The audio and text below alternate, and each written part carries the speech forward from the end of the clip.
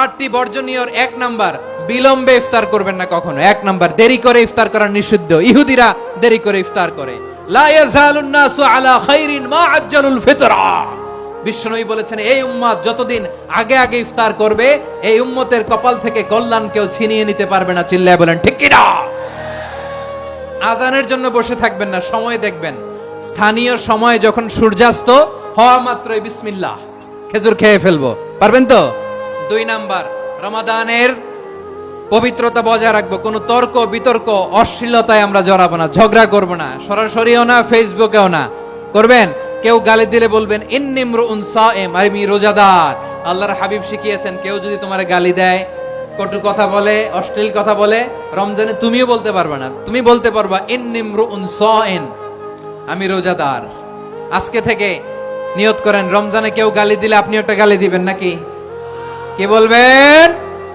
রোজাদার, রমজানের পবিত্রতা আমি ভঙ্গ করতে পারবো না। অশ্লীল নাটক সিনেমা আমরা দেখবো না। ব্যাড হ্যাবিট থাকলে রমাদানে এটা ছাড়ার মহা সুযোগ। স্মোকিং এর অভ্যাস আছে অনেকের, ঠিক কিনা? যদি কারো থাকে, কে করে হাত তোলালাম না আমি। এই রমাদানে এই স্মোকিং হ্যাবিট থেকে আমরা বেরিয়ে আসবো, ঠিক কিনা বলেন?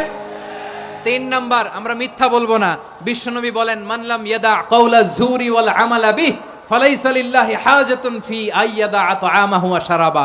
যে রমজানে মিথ্যা কথা, মিথ্যা কাজ, মিথ্যা সাক্ষী ছাড়তে পারে নাই, তার না খেয়ে থাকা, উপবাস থাকা দিয়ে আল্লাহর কিছু যায় আসে না।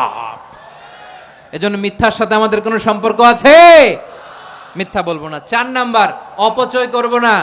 ইন্নাল মুবাযযিরিনা কানু ইখওয়ানাশ শায়াতিন ওয়া কানা শাইতানু লিরাব্বিহি কাফুরা। অপচয়কারী শয়তানের ভাই। আচ্ছা, যে শয়তানের ভাই, ও নিজেও আরেকটা কি? শয়তান। অপচয় করব না। ইফতারি করতে যে আমরা অনেকে অপচয় করি, এগুলো করবেন আপনারা না। অপব্যয় করব না। 5 নাম্বারে, রিয়া, লোক দেখানো ইবাদত আমরা করব না। লোক দেখানোর জন্য নামাজ, রোজা, জিকির, তেলাওয়াত, দান সদকা এগুলো করলে আল্লাহর দরবারে এগুলো কবুল হবে। বিশ্বনবী বলেন, দাজ্জালের ফিতনার চেয়ে একটা বড় ফিতনার ভয় আমি করি। সেটা কি? আর রিয়া, শো অফ মেন্টালিটি, লোক দেখানো মানসিকতা। এটা থেকে আমরা বিরত থাকবো ইনশাআল্লাহ।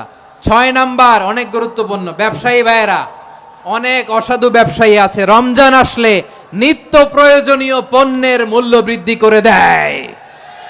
এরকম আছে না নাই? এগুলো করবেন না। মজুদদারি করবেন না। পণ্যের কৃত্রিম সংকট বাজারে করবেন না। আপনি লাখ টাকা কামায়া ভাবছেন যে রোজাদারদের কষ্ট দিয়ে ধনী হবেন। এমন রোগ আল্লাহ আপনারে দিবে, কোটি টাকা দিয়েও আপনি হাসপাতালের বিল পরিশোধ করার ক্ষমতা আপনার হবে না। খবরদার। শেষ বয়সে দেখবেন কি কষ্ট আপনার হয়। আপনি রোজাদারদের কষ্ট দিয়েছেন, আল্লাহ আপনার সুখে রাখবে? আল্লাহর দোহাই লাগে, আমার ব্যবসায়ী ভাইয়েরা এটা করবেন না। আরব বিশ্বে আমরা দেখেছি, আরব বিশ্বের ব্যবসায়ীরা সারা বছরে ব্যবসা করে, রমজানে ভর্তুকি দেয়। আর আমার দেশের কিছু অসাধু ব্যবসায়ী রমজানে গলাকাটা ব্যবসা করে আর সারা বছর সইটার উপর দিয়ে চলে। চিল্লায় বলেন ঠিক কিনা? করবেন না, এটা করবেন না। নিত্য প্রয়োজনীয় পণ্যের মূল্য বৃদ্ধি করা হারাম। পণ্যের কৃত্রিম সংকট তৈরি করা হারাম। মজুদদারি করা হারাম। রোজাদারদেরকে কষ্ট দেয়া হারাম। এটা করবেন না। 7 নাম্বারে সর্বশেষ কথা, অধীনস্থ যারা আছে তাদের কাজের চাপ আপনারা কমিয়ে দিবেন। কাজের লোক, ফ্যাক্টরির ওয়ার্কার, স্টাফ, তাদের প্রতি যদি রহম করেন, আপনার উপর রহম করবে কে?